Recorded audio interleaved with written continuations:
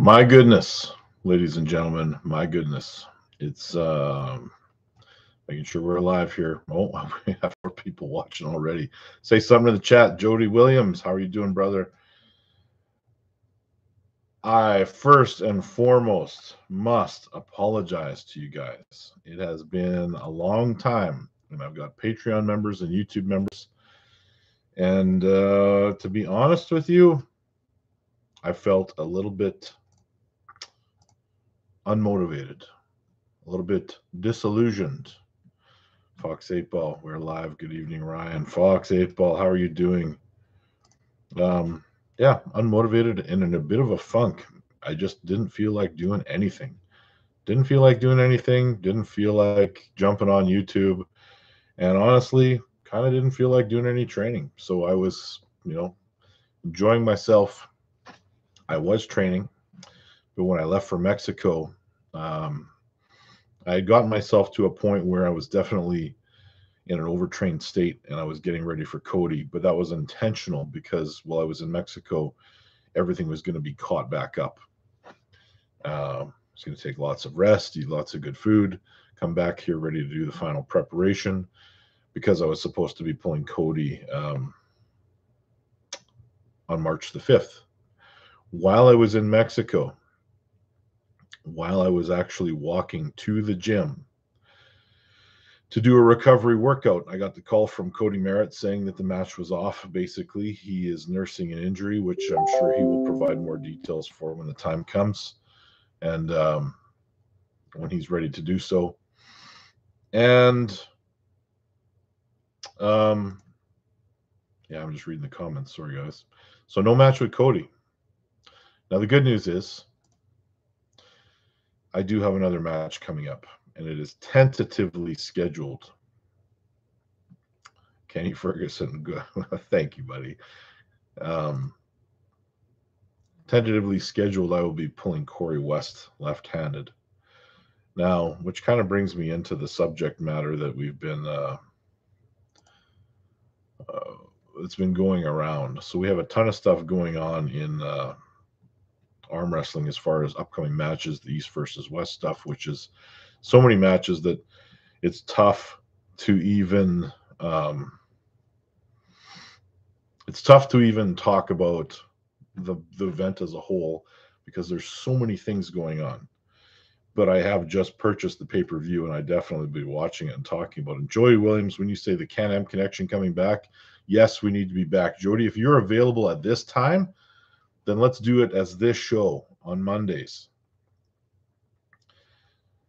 Now, you have so many great things going on with the East versus West. It's an amazing event. So I'm going to take notes. I'm going to sit there. We're going to watch it.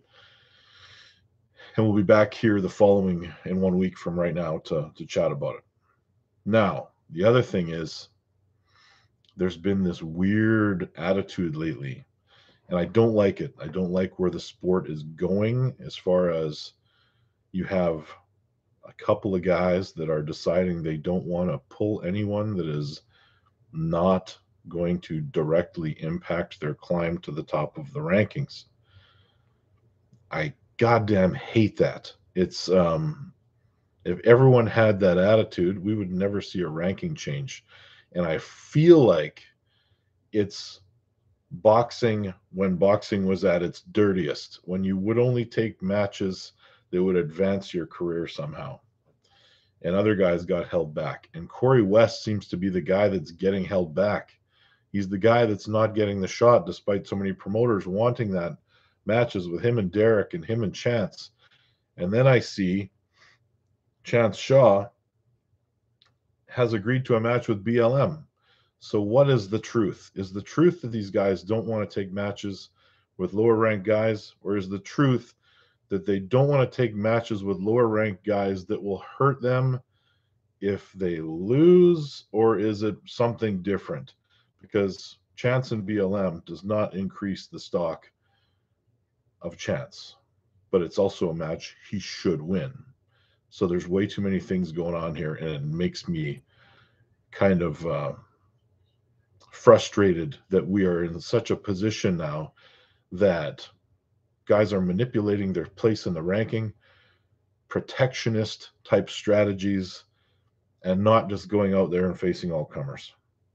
That is the beauty of the old tournament style of arm wrestling, which we've been seeing that increasingly fade away and go into obscurity in favor of the pure super match, challenge match situation where everyone thinks they're entitled to a super match. And I see guys that have not won a provincial or state championship. They have not gone on to the nationals. They have not competed at the worlds, and they're asking for super matches. Super matches should be a game with guys that they have a score to settle. They're closely ranked, and it has some kind of impact. Or they've earned their spot in a super match. And also, do we care? Because sometimes I don't need to see a super match between two greatly matched guys. They're amateurs. No offense. Pull the tournament. Earn your stripes. Those are my 2 cents on this subject. Let's go through some comments, you guys. Chocolate Thunder, waiting on you versus Mask. Well, Matt and I are not probably going to have a left arm super match. I don't think Matt is going to ask for that match or agree to that match. He's never claimed to be one of the top left-handed guys. And whenever we've talked about matches between the two of us, he's always says right hand. Now, Matt, that's interesting to me because Matt has 2 super matches coming up. One is Tim President and one is Lars. Tim coming off the loss. It's interesting. I think it's almost a must win for both of those guys as far as their stock not falling to a point of, we may lose some interest. It's not that it's the end of the world. I'll come back. Fox 8 Paul.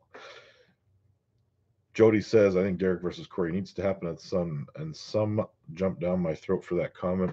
Jody, I agree with you. It needs to happen. How can Derek listen to Michael Todd's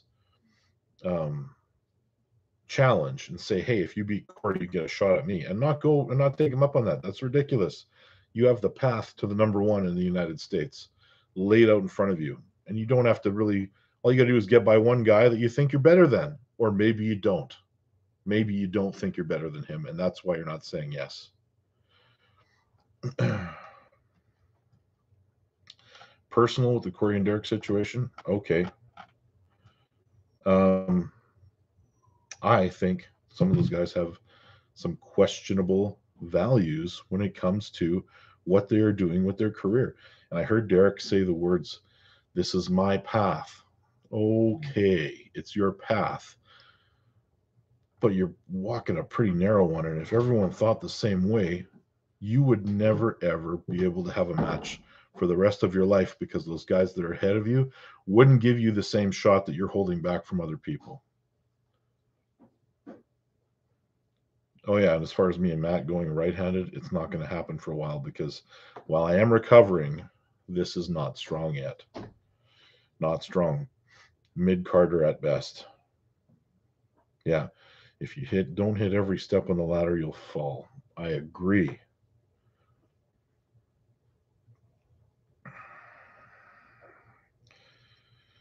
Folks say yes to John Brzenk, then why not Monster Todd? I'll tell you why. Because if you lose to John, your stock doesn't fall. That's what I've always been saying. I'm sorry, but why is Chance agreeing to some guys that he knows he can beat? He's agreeing to the guys that if he loses, it doesn't hurt him, but not agreeing to the guys that are close to him in the ranking where it would definitely knock him down a couple of pegs if he takes the loss. The state of the sport is shit right now. I don't like it. I don't like what's happening, and I think that we need to get back to the purity of everyone taking on everyone, and that's it.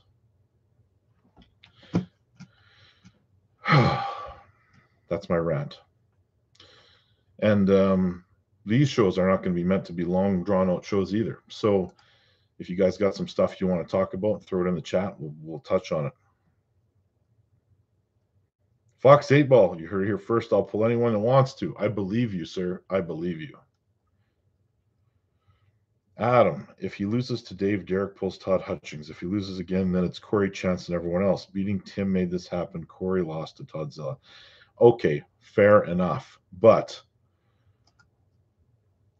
he's jumping some people. He's jumping some people that should not be jumped, and those rating systems have been manipulated. I thought the goal was to compete. Yes, compete at all costs, Jody. John has pulled everyone on his way to the top. Monster Todd has pulled everyone on his way to the top. True stories all around. Topi versus Monster Michael Todd. I assume it's the left-handed match. I think, man, I don't know. I think Topi has a good shot to win that one, and he probably will be the favorite. But I also know that he's dropping some weight and trying to be healthy. Fox 8 Ball, Hutchings versus Sonev. What are you saying, Ryan? I'm saying Hutchings, and I'm saying Hutchings relatively easily, to be honest with you. Don't think Hutchings is going to have a hard time with him.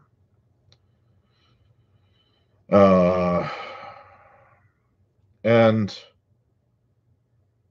Sonev, I have actually pulled him. I beat him left arm in Moldova, but he is a tall, lanky guy that is going to be almost the perfect guy for Todd Hutchings to pull.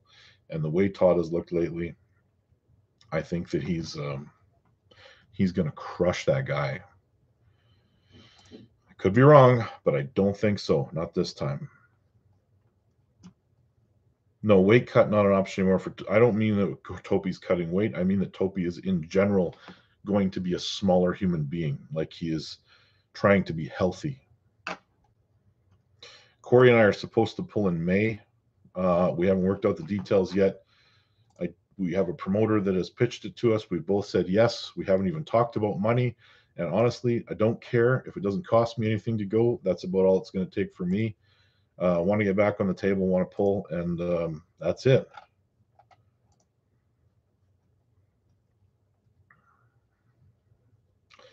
Bojidar claiming that Sonev sweeps Todd. Nope, not happening. Sonev has a crazy thick hand, but Todd doesn't care about that. So I think it's going to be a very one-sided beating, to be honest with you.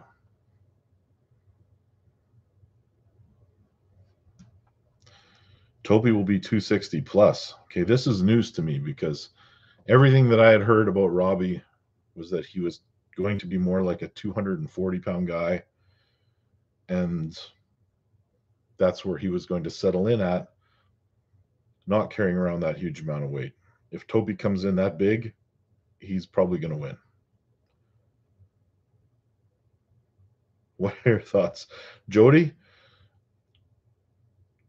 Travis is the extreme example of somebody that took a match he shouldn't have without any remorse or regret, without any hesitation. And while I don't like the fact that he wasn't prepared. I appreciate the fact that he said yes to somebody that was so far below him as far as status in the sport. And maybe a little bit more of that. Maybe an example has been set so some guys can actually, quit pissing around and actually take some matches.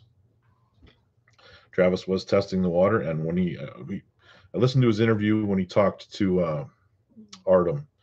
He was talking about the style of El Cesor, thinking that because of styles, that kind of thing, that he might actually be able to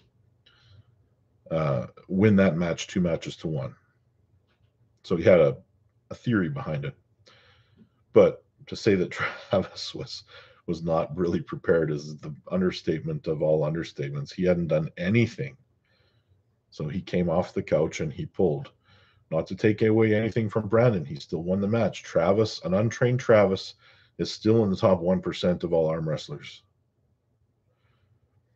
But I don't think we're going to see that version of Travis again on an arm wrestling table in a competitive fashion.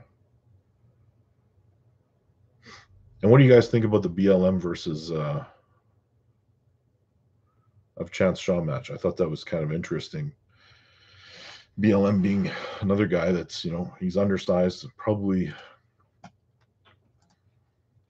considers himself to be the next big thing in Canada, going against the next big thing in the United States. So they say. I don't agree. I think that's Corey West. And Toby's also pulling Passmore in April. Okay. I'll tell you guys something. I might be looking for a big tournament. Do those still exist? The big tournaments still exist?